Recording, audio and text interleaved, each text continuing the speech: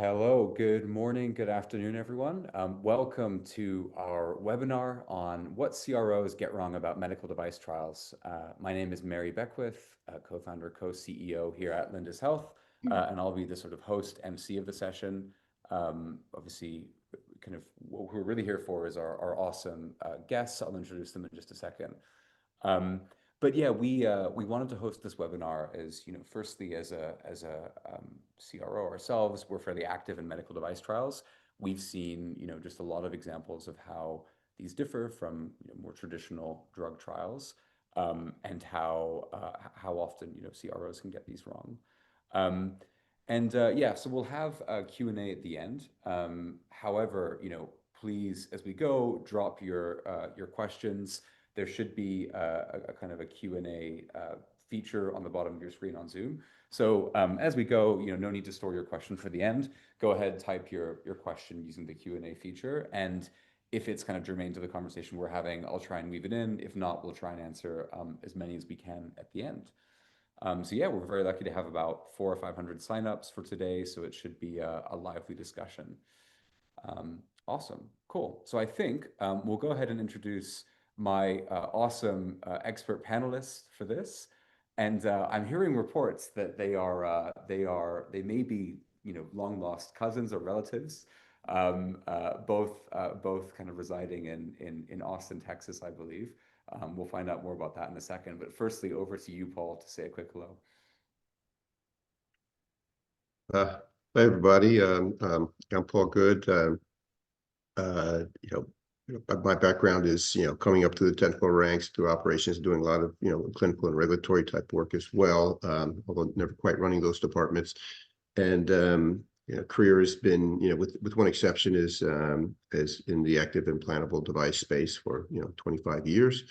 That one exception being, you may have seen these little plastic wearable, disposable, sensors on the back of the arm for glucose sensing. So I worked on an early generation of that, and other applications have been in cardiovascular, in particular heart failure and hypertension, implantable devices for those, as well as for acid reflux and gastric neurostimulation. And then more recently, coming back to be the CEO here at Glucotrack. We're again, CGM, continuous glucose monitoring, is a very, very wonderful technology, so many people, and it works quite super well, but there are still some challenges with that. And if you look at those challenges, one form or another, there's about a half a dozen of those, and has to do with the fact that the device is wearable. And so so we decided that we would try to address this wearable plastic disposable piece by just going in the body and and address all those half dozen issues all at once. And so that's what we're doing, and very excited to be here. And between Julie and myself, we realized that we couldn't find the common family tree, as Mary said, but we hope for other reasons beside our surnames that at the end of this webinar, you'll think that, wow, that was just too good. Thank you, Paul. And Julie, over to you as well. Yeah. Hi, everyone. Julie Good. Like Paul, probably similar time in this industry. I've been in medical device, clinical research, and regulatory for 25 years. So first 23 years of that was at Medtronic, worked in neuromodulation, and also in cardiac rhythm management. So saw a lot of different active implantables. And then 2 years ago, I made the jump to a startup, Motif Neurotech. It's in this emerging and really exciting brain-computer interface space. And so I've had a variety of experiences using CROs in really small ways, and now in larger ways with not having a team like the size of Medtronic's clinical research teams. But so yeah, excited to share experiences, and getting to know Paul, that we live in the same city and never knew each other. Nice, yeah. And so the rumor that you were somehow related is too good to be true. But you are both not related, but you are both very much experts in this field, which is why we're lucky to have you both here. And I think what's also super interesting, and we'll get into this a bit further on, is, both of your careers span, leadership roles in everything from small, innovative medical device startups to, larger players like Medtronic and Dexcom. And I think, something we see a lot is the different approaches taken by smaller companies versus larger companies in this space. So yeah, excited to get into that in a moment. But first, we have a couple of polls to kind of roll out to our audience. So I'm just going to launch the first one here, if you'll give me a second, because I haven't done this before. There we go. So yeah, wanted to get the audience's temperature on this question. When conducting medical device research, how much of the study execution do you usually delegate to a CRO or external partner versus handling it internally? And I think this is interesting because there's definitely a trend in sort of pharma scale drug research to handle a lot of things internally increasingly, but that may be reversing. So yeah. Anyway, thank you guys for filling this out. I can see responses are flooding in already, which is pretty interesting. Cool. I'll go ahead and give everyone a couple more seconds to answer that. Okay, there we go. Thanks for everyone's participation. So looks like we've got a pretty good spread. I'm going to end the poll now and share results. So yeah, I mean, it looks like most people are somewhere on the kind of in the middle of the spectrum of all or most activities or a few select tasks, and then there's a few folks who keep it all in house. So yeah. And then I think next up, another quick poll. I'll just see if I can launch this one. Let's see. So yeah, how well do traditional CROs understand the unique needs of device companies? Very curious for everyone's thoughts on this. Yeah, likewise, if you write in.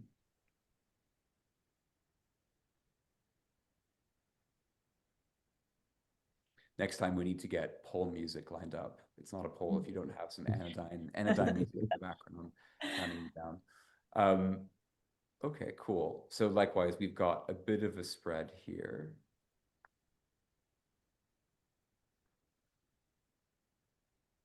Cool, thank you very much. I'll go ahead and end that one.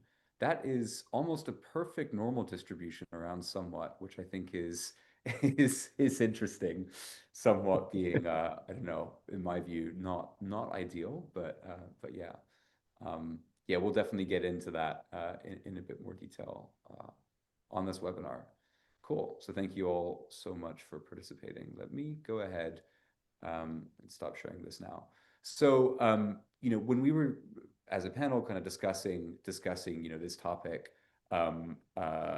before launching the webinar, we touched on a few things that are issues that often come up, and I think it sort of centers on this kind of pharmaceutical drug first mindset that CROs and really the whole industry has, and we've sort of elucidated that a bit here.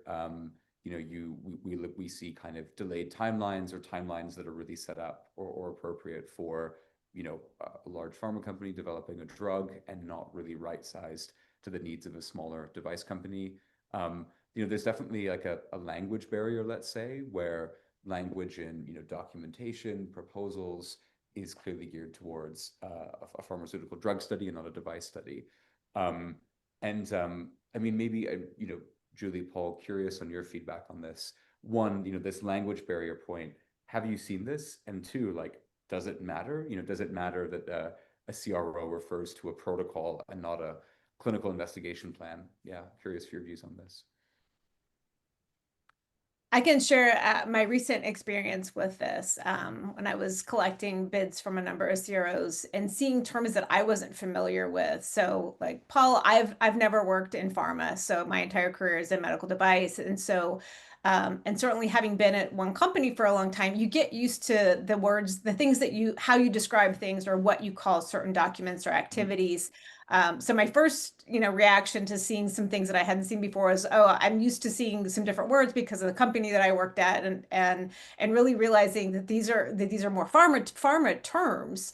And as a recipient of a bid that's about to embark on a very expensive device trial, being concerned, do they know, are we speaking in the same language, and how is this going to translate going forward, if we are from the get-go not using the terminology that's used in the medical device space. Mhm.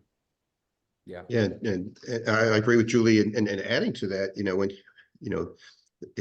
if if they're not using, the CRO is not using the right terminology with you, and in particular, again, you're using a CRO for their expertise. And what is the first step? It's engaging with the agency and developing, pre-subs and protocols and that sort of a thing. So if you go to the agency with incorrect terminology, number one, that puts you under, a little bit more of a magnifying glass, because the agency does know the right terminology. And so then, they're like, oh gosh, maybe this team doesn't know what they're doing. And so it doesn't put your best foot forward with the agency. So that's something, we all respect the agency. They do a great job for us, and they're keeping us safe. And we need to make their lives easier as well. So that's something to consider. Yep. Yeah, it's interesting. I used to think this was just about like kind of shibboleths and, in-group signaling, but when you put it like that, when you're sort of talking to talking to the agency, it will have a big impact on, how seriously they're likely to take your file, right? Which is critical. Yeah. And more broadly, I'm very curious to hear from you both. Like, have you had examples of, this kind of this drug or pharma-first mindset being incorrectly applied to device trials, and maybe, problems it caused or can cause? Yeah. Yeah, so and I'll just continue on that example that I was sharing, and I think one of the things that as we translate those words, trying to figure out, oh, probably means the same thing, or we're kind of talking about the spirit of the same thing. I think we can be flexible in that, and it probably doesn't matter, and that can be true. Um, but I think some of the problems, like, Paul was communicating, especially when you're talking to sites and you're using terminology, or, they're having to share terminology with our IRB, for example, with how we're tracking our devices, and we're not using the right terms. Those are getting reviewed, as Paul mentioned, about credibility, but also, site confusion, and what forms are we collecting? You might use a 1572 as, we're using this form, but we're not. This is not the same kind of trial. Yep. Yeah. Yeah, Absolutely. and again, just following on that is, in similar fashion, again with the agency, and when you go in, to the agency, and as Julie mentioned with IRBs, and they tend to be a little bit quicker turnaround than the agency is. And if you go in, you submit, there's a clock, there's a timeline. And so if you go in with an incorrect submission, because they know the terminology, and they have different sets of review procedures than within CDRH than in the other division of the FDA. So then you're essentially, setting yourself up for, you just wasted, 90 days in an IDE review, for example, and you're gonna have to go through that again. So that costs time and money. Mary, if Yeah. I could just add on one more thing before you move on, that I thought about, and it's around logistics and communication. Because it may not be a terminology question, but when you're talking about a device that may have software, or a patient that has to use something in a different setting, or something that a patient has to use, so you have usability considerations and things that you're trying to learn, and a device sponsor is going to be very actively involved in that process, because there's an opportunity to make changes, and you need to be really close to that device usage, in a way that is is irrelevant in a drug study. So the communication that comes with that and how involved a medical device sponsor is going to be much greater than in a drug study. So that communication then turns into something that needs to be managed because it can feel more complex, but they're going to be extremely involved in the day-to-day conduct. Yeah. Yeah, that's a good point. And interestingly, I mean, something else that we get, we find ourselves getting pulled into a lot is, the notion of a controlled trial in a device setting is often quite different from a drug setting where, there are pretty established frameworks for kind of what constitutes a placebo, but, in the drug world, but in the device context, for digital interventions, the concept of a sham app is often kind of used by the FDA, but they really don't have, there's not much of like a standardized framework over what constitutes an appropriate sham app. You see a lot of studies historically with high, control group response rates because the sham app is too good. On physical devices, again, it can be really tough to interpret the FDA's feedback and come up with something that's appropriate. So anyway, just, more examples that come to my mind. Things I think this, it's a great example, Mary. Having lived through something very similar, and another aspect of devices that a lot of, particular CROs don't understand is, when the FDA has have you do a sham study, you have actually, there's the actual procedure effect, as well, so in a lot of these cases, for the implantable device in particular, either you're wearing a device or there's something, but there's that procedural aspect, and Julie alluded to it earlier on the usability side. And so when a CRO is tracking, usability factors, but so they need to understand that a device can fail. How do you track that? What is a mechanism? In the quality system post approval, there's a method, but within clinical trial, how do you set that up? And if you don't have experience how to set that up, you can set yourself up for looking like you have a ton of AEs when maybe they're not AEs, because their device, software bug, for example. And then again on the sham portion of it, Mary, is because the procedure has such an impact on a patient's mindset, if not also the condition. That goes to the heart of protocol design. And how do you tease that out up front with the agency? Because the agency is wonderful, but sometimes they don't know the therapies as well as we do, and also the landscape maybe necessarily in some cases, not all. So it's a heavy dialogue there, and an experienced CRO with devices needs to understand that. Yeah, we know from experience just how common the kind of sham response effect can be, and how important it can be to design like a genuine appropriate control. And it's not easy. But the whole success of the study hinges on it, or the program. And I think we had a couple of questions from anonymous attendee. So Anon, I think the first one was about AEs, which I think we've already answered, but adverse events. So sham study. So thank you, David. Device equivalent of a placebo. Yeah, so I think the Anon is referring to a sham concept of a sham control, but essentially like a device that doesn't contain, I think the FDA defines it as a device that doesn't contain the sort of active effect that you think your device contains. So when we talk about sham apps in like a digital health context, let's say you have a CBT digital therapeutic app and the mechanism of action is the cognitive behavioral therapy. Your sham app would be a kind of shell app that doesn't contain any aspect of cognitive behavioral therapy. And the FDA, looks at that and uses, tries to use that as an appropriate control. But of course, what we see a lot is, as you say, Paul, just like putting someone in a trial, randomizing them onto an arm, giving them, that sort of care and check-in, and then also giving them a sham app. It does cause them to maybe change their behavior or just interact with their condition in a different way to just having them be in the community. And hence we see that those control groups kind of responding to the treatment, even though the treatment isn't being delivered. So yeah. Cool. I'll just maybe say one more thing about this, Mary.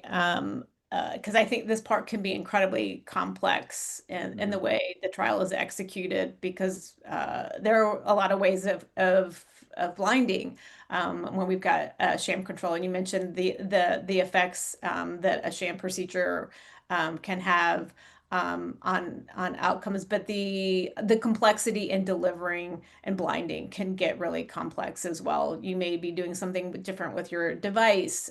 You may have multiple roles because you've got somebody that has to interact with a device that isn't going to be the person that does any sort of collecting any outcome measures. So you can have a lot more players involved on the site side and the sponsor side, and more on the CRO too, just in order to pull off a successful blinding.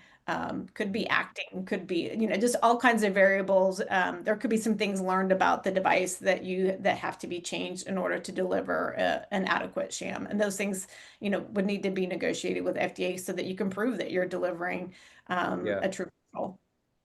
Yeah, and Julie, I mean, I'm super curious for your experience here. Like, how lenient have you found the or like how what's the right word?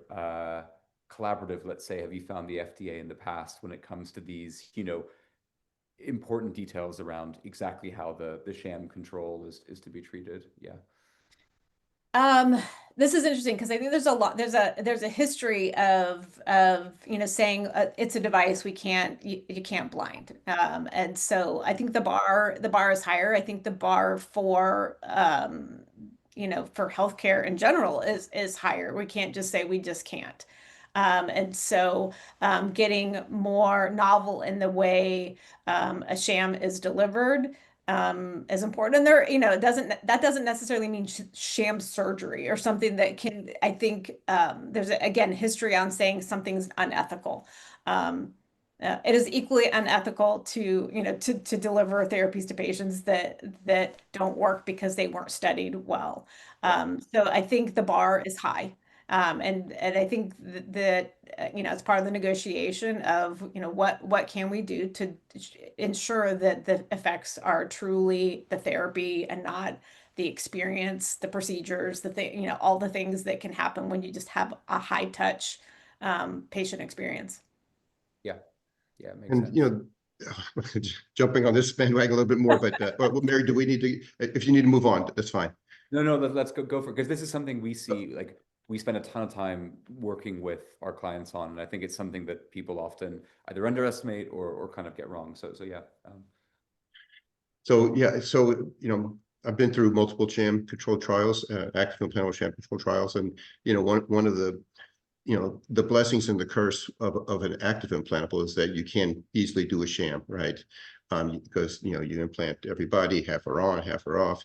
It's in that part, it's fairly straightforward. But the tough part is for non-active implantable devices, they can't do a sham. A tough part for us is that non-implantable devices can't do a sham, so they're always going to be a single arm study, or not single arm. They're comparing against optimal medical treatment instead of against themselves. So that's a very big challenge. And when you negotiate these things with the FDA, a lot of times because you have a novel technology, you don't know what the sham effect might be. And so, and neither does the FDA. How could they? And so you negotiate, in good faith, with the FDA, and they in good faith with you. It's bidirectional. Yeah. But these trials take a long time. And sometimes by the time you get to the point of submitting your PMA, the people that you've negotiated with at the agency are gone. And you have somebody else picking up, the application, and they don't have the same mindset, and they don't necessarily agree, always with their predecessors. And that really complicates things. So I can't, as Julie is doing, you can't underscore the importance of this effort. And that's really topical, right? And with let's say disruption to the FDA ongoing, and it seems particularly concentrated in the kind of the medical device side. How do you deal with that when your reviewer changes partway through a project? Any lessons from your guys' experience? But Julie, did you want? So your question about like when that changes or when that's revealed over time? Yeah, when your reviewer changes and maybe they disagree with something the previous reviewer, you and the previous Oh, reviewer okay. agreed, any kind of tips for maybe some listeners who are in that situation now, given, we know that it's happening at the moment. So yeah.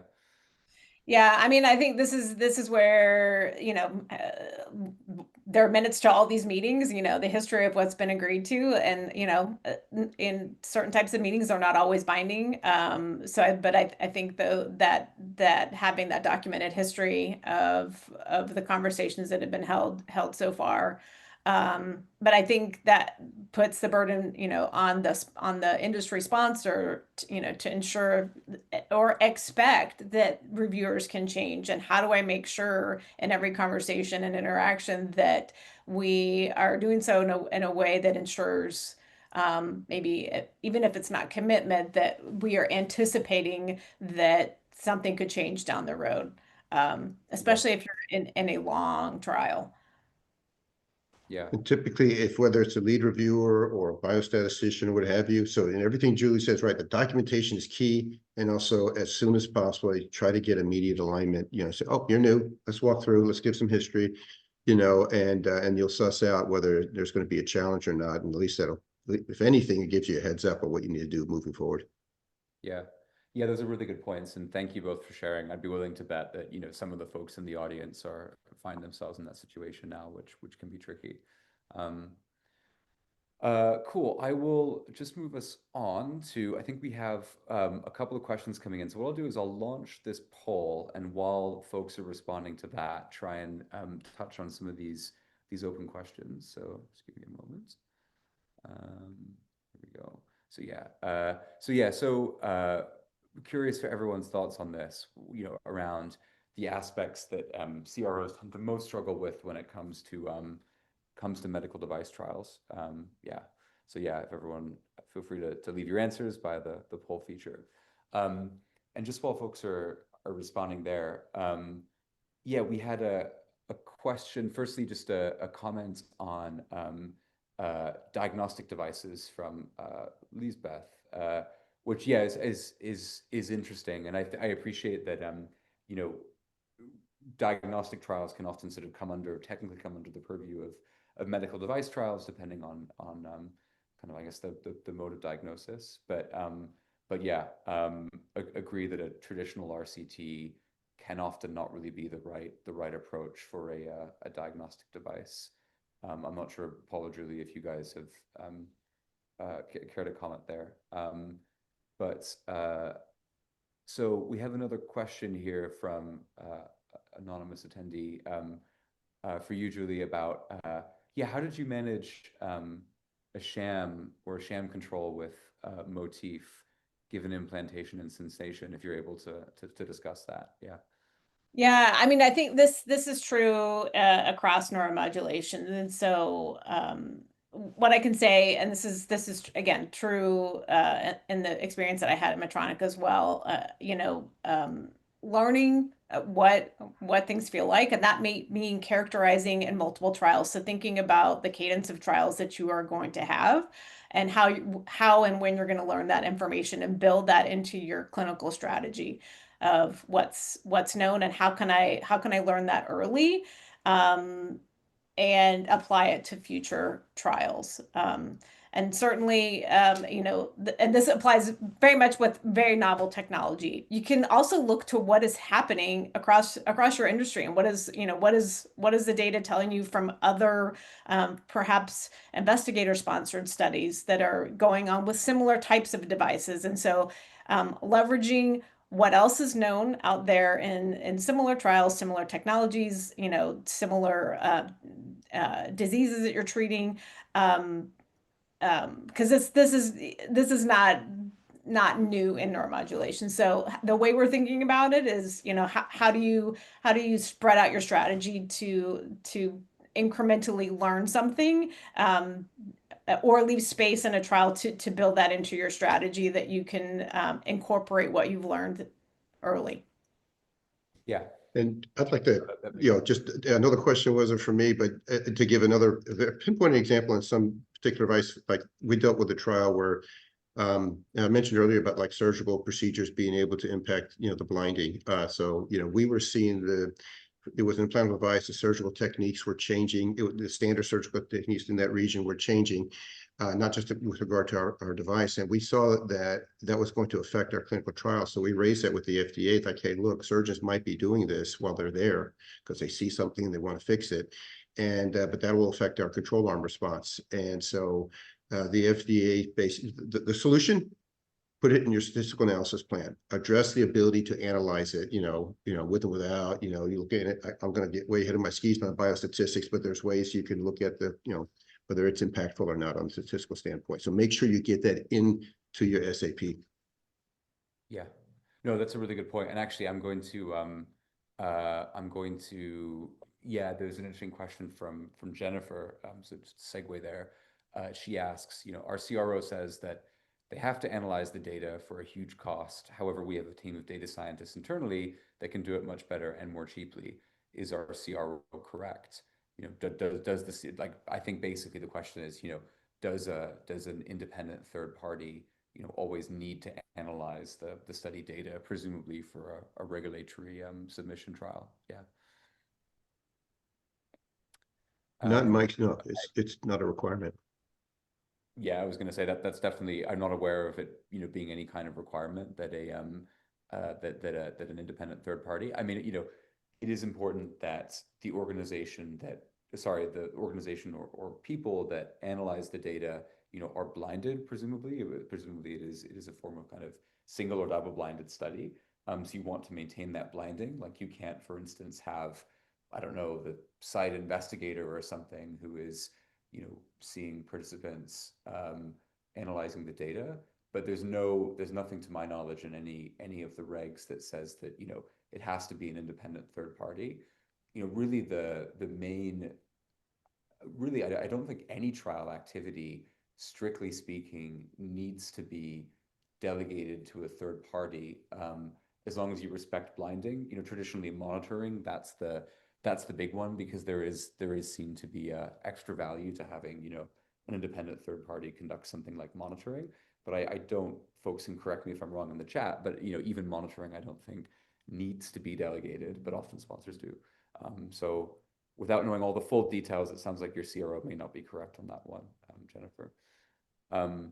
And I'll just round out our poll answers. So, oh wait, I can share results. Here we go. So yeah, a pretty broad spread of answers, but the one that sticks out to me here is the patient recruitment and retention, and arguably, if you fold study timelines in with that as well, and even site recruitment and site management, they're all kind of sides of the same coin. I will go on a small monologue on this a little bit. This is super common. We see a lot of folks kind of struggle with patient recruitment and retention. In my view, they're almost always like, finding patients isn't the issue.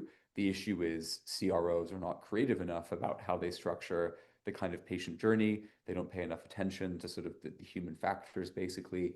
And they're also not creative enough with site selection. So examples of tactics that we've leveraged is stepping back and thinking like, okay, is maybe a hybrid or partially decentralized design, will that remove burden from patients without compromising data validity, and then help us get retention higher, because nothing causes patients to drop out like a load of inconvenient visits. Maybe they need to take time off work, etc. Or why are we just relying on overworked sites and investigators to do patient recruitment? Let's use a central enrollment campaign that we can be in control of to try and enroll patients faster.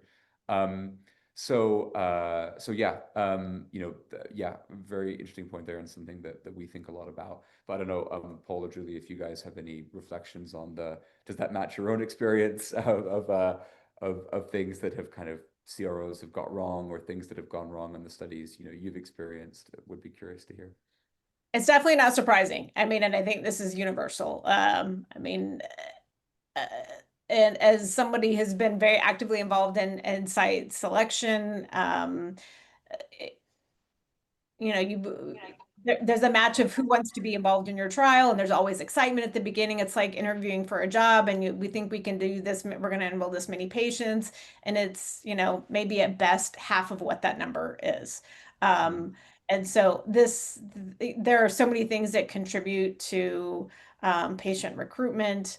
Um, it's again with active implantals, retention is a lot easier, but the recruitment part actually is harder, because the commitment is different if there's, if we're talking about a surgery or something like that.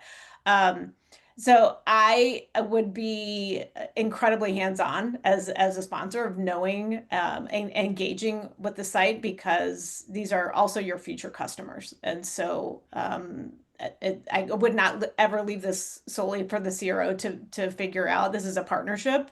You work together, to figure out, what is it going to engage the site, and and your CRO should be able to help with, the tools, like if we went different ad campaigns, or how do we reach patients, and where do those patients live. If they're not going to come from that practice, if they're going to come from a different pathway, they're fantastic tools to get those patients identified and to the right sites. And the CRO should be able to do that. And I agree. I want to amplify Julie's response, because she's spot on. It's a different set of commitment by the patient. Other than, showing up for whatever follow-ups, assess the therapy, whether it's a drug therapy or a device therapy, there's that's the same burden on everybody. But when you're looking at the upfront commitment, you're either taking a pill on one side, I'm going to simplify it, you're taking a pill on one side, or you're wearing a device, or you're having a surgery to have an implanted device, or you're having a procedure to like an ablation procedure. So those are, very invasive. Those are big commitments from patients. And so it takes a different recruitment skill. Again, so this is the big difference between, pharma specific CROs versus device, or those who have device experience. Yeah. And I'll pick up on that because we've got a couple of more broad ranging questions from sort of Jude and Robert, but I might try and answer those slightly later because they talk to some of the other things we'll cover in the webinar. But then yeah, Anon says, yeah, I haven't heard mention in terms of patient recruitment enrollment, the importance of appropriate IE criteria, so inclusion exclusion criteria, and getting physician involvement to understand the prevalence and realistic enrollment timelines, or the fear of some investigational procedures. I think we just touched on that point there. But yeah, on the IE criteria point, these can often be, particularly for implantables, very nuanced. And well, I mean, something we see is there's a lot of inter-investigator variability often as to what makes someone eligible for one of these studies. And so we see part of our role is like, how can we creatively reduce that variability by either selecting fewer higher enrolling investigators or higher quality investigators, or finding ways of decoupling enrollment from that site component, so we can get by with more patients at fewer sites. But yeah, and then the asker points out, patient recruitment and educational materials are incredibly important with invasive procedures and permanent implants. One more thing I'll say on this personally, then Paul, Julie, will turn over to you, is I've been a participant in a few trials. One recently involving a CGM, and that's basically non-invasive, right? But this was don't know if anyone here has used a CGM. I suspect, Paul, you certainly have, but given your business, but it was just an Abbott Freestyle Libre, but the applicator has a really scary looking needle in it, and without knowing, I thought that the needle was what remained in my arm, not the little filament in your interstitial fluid. And that really freaked me out. And it definitely affected, how long I stayed in the study, because I thought, oh, I've got this, needle sticking in my arm.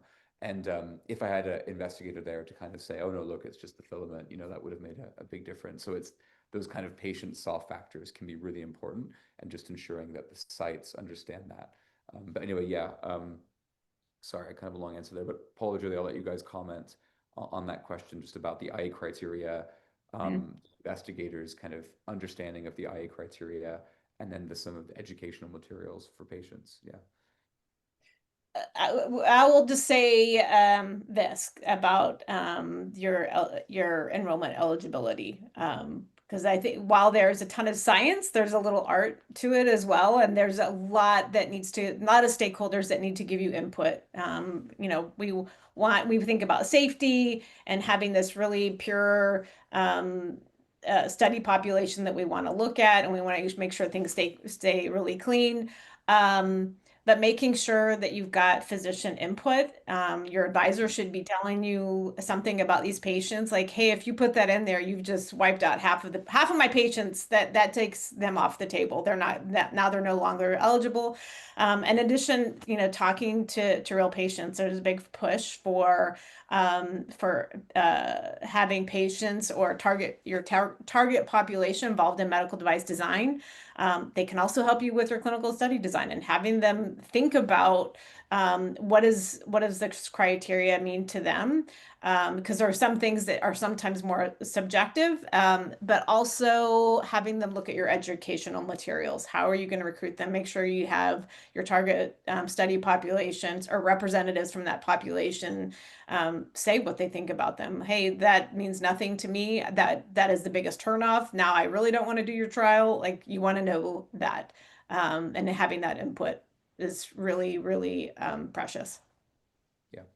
And, the sort of the recruitments, I'll answer a little bit on the recruitment side, because I think Julie nailed it on the IE side, is, on the recruitment side, and I think Mary alluded to this, it's very critical, like in his experience, whether it's the doc or the clinical coordinator, whoever is doing the informed consent with the patients, and walking them through the potential risks. Yeah, it's on us as sponsors to really know who those folks are and how they do that. Because like in Mary's case, obviously, whoever was dealing with him totally blew it, right? No offense to that person, but so, like, again, let's say, for example, back to a previous life I had where a device was implanted using laparoscopic surgery, very similar to a non-device therapy, a surgical approach to treat the same condition. And, just typical laparoscopy is done all the time throughout the world, every day, and of course that does not go without risk, but, when you have to give them, the potential risks and, you really, how is that delivered? It's very critical. So, it can scare a patient, or it can calm a patient, so that's something else to consider. Nice. And actually, yeah, I also wanted to ask you both, you both had kind of fascinating careers spanning both large device companies like Medtronic and Dexcom to the more innovative startups that you both lead today. What are some of the differences you've observed around how, large versus small device companies approach clinical trials? And I guess, are there things that each size could learn from each other? I would say one of the things, the things that you get with a large company is that the success of the company is not hinging on one clinical trial and one device. So it's Yeah. one of our portfolio of lots of things that keep the money coming and things flowing. And so the timeline doesn't, of course it matters. It matters less. But I would say, yeah, compared to a startup with a single device and a single trial, every month delay is massive in terms of burn, commitments being made to investors. Your ability to continue to raise is significantly more important. Yeah. And Yes, actually, I just on think that that's a really key. comment. Go ahead. Oh, No, go sorry. Go ahead, ahead, Mary, Paul. please. I was just going to say, yeah, you hit all the right points, Julie, and it just cannot be more night and day, because the big companies can budget these things well in advance, and they're getting a huge allotment of cash to do this thing. And you know what you're working with, and you're not living under the pressure of, okay, I got, 6 months of runway and I got a raise on this. It is just a completely different. So, the urgency and how fast you have to move fast, and you can't take, maybe, as you always put patient safety first, but sometimes you'll take some business risks that a large company would not do. Mm. Yeah, and on that, guys, I mean, it's super ironic to me that the small companies who are living or dying by that readout, they're the ones who often have more budget constraints, right? And it's the big companies typically that Yeah. are throwing kind of everything at the wall. So I guess the worthy challenge, you know, the rightful challenge of the CRO should be how to execute the study, you know, given those budget constraints in a way that minimizes risk and kind of maximizes the chance of that positive readout, which, you know, is frankly like just doable, right? Like there are lots of ways you can get creative, and you know, we've touched on some of them in this call. So yeah. To your point, Mary, a lot of times and I'm sure Julie's seen this as well, you know, what you see from CROs, you know, you go to them, you know, okay, we've got the study design, yada, yada. And they come back to you with, okay, here's the budget. You know, they don't do what you just said, you know, which is let's work with you. You know, what do you have to work with? Let's be collaborative up front, and let's carve this up so we can get a maximum benefit, you know, together. Where can we help you? Where can you leverage a different resource if you need to fit within your budget constraints? And that's something that a lot of the big box CROs don't quite understand. Yeah. Why do you think they don't do, yeah, what stops them from being more creative in the way you describe? Probably because, and I'm going to be speculative here because I'm not an expert in that particular industry, but I'm definitely interested in Julie's thoughts as well and yours. I just think, you know, probably the largest part of their clientele and their revenue is from the larger companies and who can afford, you know, to write the big checks, and of course everything is a little more methodical, and as we talked about earlier. So, but Julie, I don't know what you guys' thoughts on that. Yeah, I'm like you, Paul. I'm speculating, but I can, you know, say, you know, for a couple, I mean, declined altogether, like not interested in even a bid. And I think it's because like being too small. If we look at the numbers on the cost on the left, like, you know, that feels like probably pennies of the levers that I'm trying to pull, aren't worth it. Yeah. Yeah. Yeah, I tend to agree with that. I mean, it's, you know, if you're a big CRO, 80% of your revenue comes from your top 3 or 4 accounts, which are probably big company accounts. It's everything's very processized, and it's like the two, you know, the Spider-Man meme of the two Spider-Men pointing at each other. It's just process on one side, process on the other side. There's no need for creativity, and you know, anyway, yeah. And That's may my it take. also be the return business. I mean, in drug trials, you have phase 1, phase 2, phase 3. So you have all these, you know, phase 2A, phase 2B, you know, you got all these different phases of trials, whereas device trials is typically like a feasibility and a pivotal, and you're done. Yeah, yeah. And I'm just looking through the Q&A quickly. Yeah, Sammy, you had a statement which I think we've touched on about these soft factors at the site, but also, you know, recognizing that a lot of sites, you know, themselves aren't kind of often kind of dyed in the wool device, you know, have a device focus, and those errors can creep into. Cool. So let me just yeah, kind of keep the train rolling here. So um, you know, yeah, curious for kind of building on that question about the big versus small companies and price and sort of business model. Do you guys feel that CROs like have an appropriate pricing model now that you're both, you know, running smaller companies? Is it something that kind of, you know, worries you, or you know, you wish they could do better? Yeah.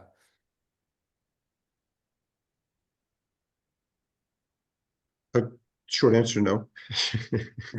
uh, I mean, I had a colleague of mine, former colleague of mine, who had a very similar experience to Julie recently. You know, went out to 4 CROs, and you know, only one of them was, you know, within the ballpark and competitive. I mean, it's just the pricing models, and that's just the way it is. You know, so Yeah. Cool. Um, and yeah, so you know, we've obviously discussed a lot of the kind of myriad of issues, things that can go wrong. Yeah, I mean, what can a CRO do to really stand out to, you know, convince you that they're the right partner for entrusting, like, essentially the success or failure of your company? Yeah, what can CROs do to make sure that they really stand out? I think the biggest thing is demonstrating that they understand what levers and come to the table with levers. Like, hey, you know, we could based on where you are and the type of trial that you need, you could probably do this. Like, and even give you feedback on your protocol. Like, hey, you have a lot of stuff in here. Is this, how do you lean out your protocol as well? Like, there's a lot of nice to haves and have to haves. Yeah. Science can make us really, you know, have some FOMO about, I've got this one trial, I got one shot to get everything that I want to serve all of the things.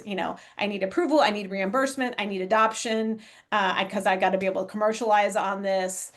Thinking about, yeah, what you can do now or what you have to do now to get maybe a couple of those pieces and what you can do later, and having a true partner that is looking at those levers with you to help you lean out where you can, but that it's appropriate to where you are. If you're in an early study, you don't need the rigor of a pivotal trial.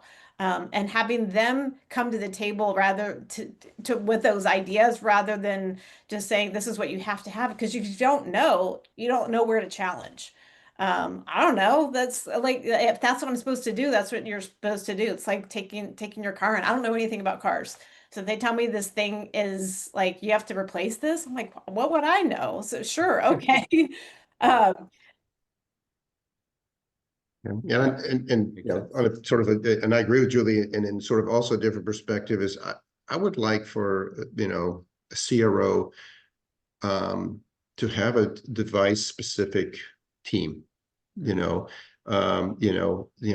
don't pull people from your biopharma, whatever. We're a device, and we want device expertise. So build a small team. You're big enough, you got enough money, whether you're CRO number 1, 2, or 3, and create a subgroup that specializes on devices, knows what those needs are.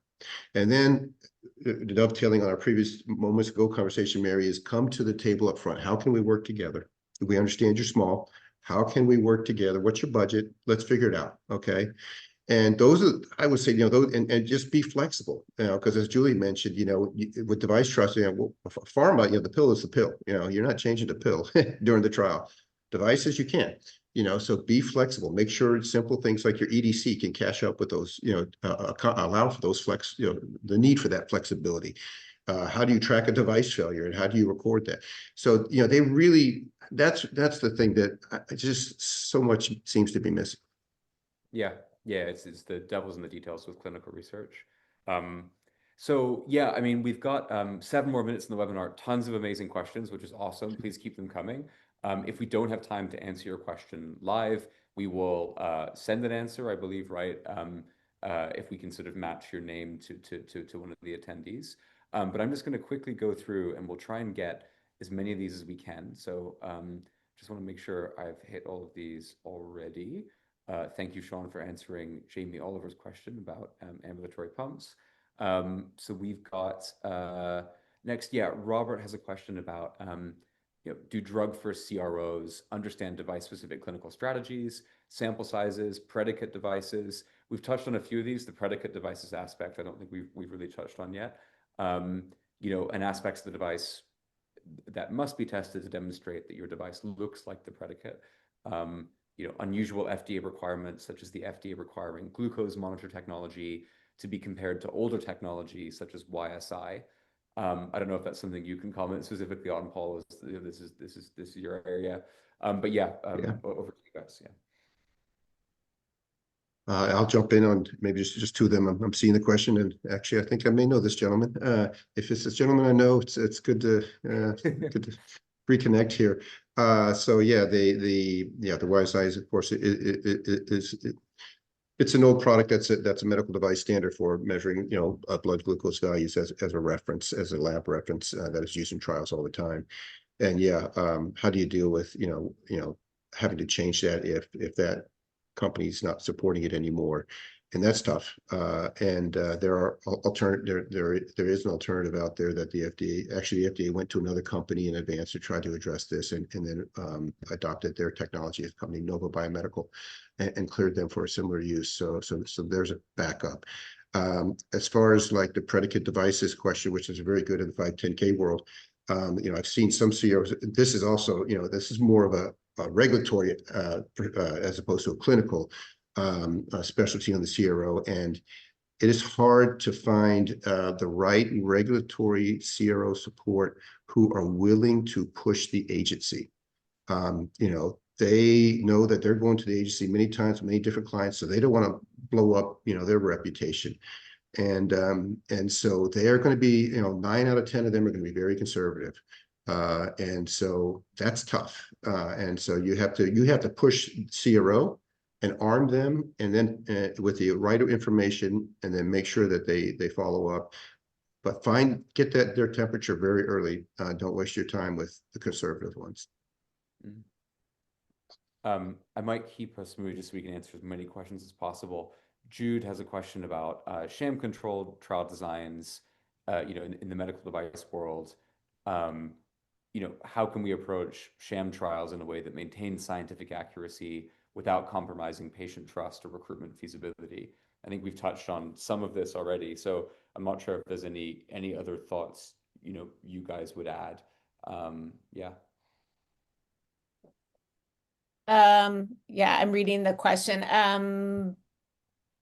I think you need to think about it in terms of your whole strategy of, learning, identifying what does your therapy feel like, or let's see, especially for neuromodulator patients. So knowing what your therapy feels like, and those are the things that you need to achieve through your sham. In terms of scientific accuracy, I do think you need to be extremely careful and making sure you don't have unintended shifts in your outcomes. But also you make the point about patient trust or recruitment feasibility. It does make it hard. There's no doubt about that. A patient that sees that knows that they're going to have sham. But maybe knowing that it's not forever, or that it's maybe just delayed, that can be palatable. But if it's a long controlled period, is definitely going to impact your recruitment. Yeah. Nice. And I I'm think typing a response so we can move on. Actually, so Weaver has a question which is very specifically about, neuromodulation, bioelectronic wearable device in a mental health RCT. Essentially how to create an appropriate sham for a kind of wearable neuromodulation device. I don't know if that's something you can comment on, Julie. It is something that we've done before, or we've done a couple of trials in this space. So happy to connect afterwards, Weaver, and share what we've seen work. Julie, I'm picking on you in particular, just given Motif's focus. Yes, so probably not different than what I might have already said. Let's say I'm reading it more carefully.